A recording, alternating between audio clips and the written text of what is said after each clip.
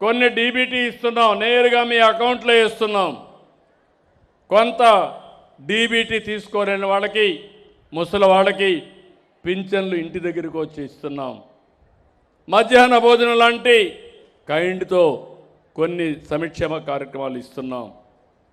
కొన్ని సేవలు అందిస్తున్నాం, ఆర్టీసీ కానీ. ఇవన్నీ నాకు చాలా సంతోషం. మా ఆడబిడ్డలు ఈరోజు మీటింగ్కి చాలా బాగా వచ్చారు. నేను ప్రవేశపెట్టిన స్త్రీ శక్తి ద్వారా ఆర్టీసీలో ఉచితంగా మా ఆడబిడ్డలు ప్రయాణ సౌకర్యం ఏర్పాటు చేశాం. మీరు కూడా మగవారితో సమానంగా ముందుకు రావాలి. తొందరలో 33% చట్టసభల్లో ఆడబిడ్డలకు కూడా రిజర్వేషన్లు వస్తున్నాయి. గట్టిగా మగవాళ్ళందరూ కూడా చప్పట్లు కొట్టి అభినందించండి. 33% వస్తున్నాయి. దీన్ని కేంద్రాన్ని అభినందిస్తున్నా.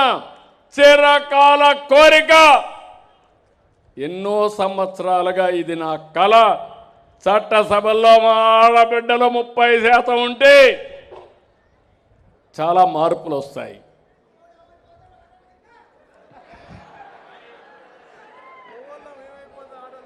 అదేనయ్యా, మగవాళ్లకు మిగిలిన దాంట్లో పోటీ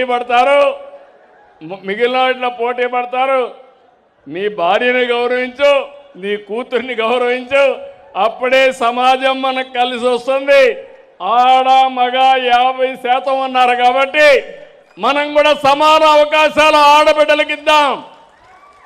నేను ఇప్పుడు చేయలా, 35 సంవత్సరాల కంటే ముందు ఒక కంపెనీ పెడితే మా మిస్సెస్ని పంపిస్తే సమర్థవంతంగా చేసి, ఎక్కడా అవినీతి చేసే పని లేకుండా, రేపు ఏదైనా నాకు ఖర్చులకు కావాలంటే డబ్బులు ఇచ్చే స్థాయికి ఆవిడ ఎదిగింది.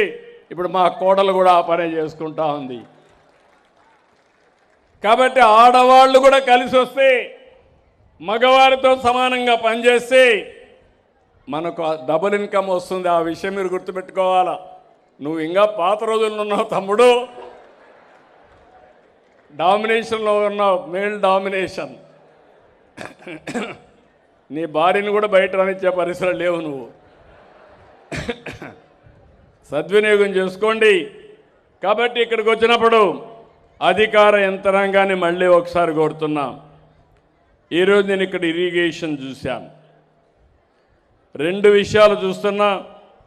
జిల్లా, నియోజకవర్గం. జిల్లాలో మీరు చూస్తే మొత్తం 42 సర్వీసులు ఉంటే 24 సర్వీసులు రాష్ట్రం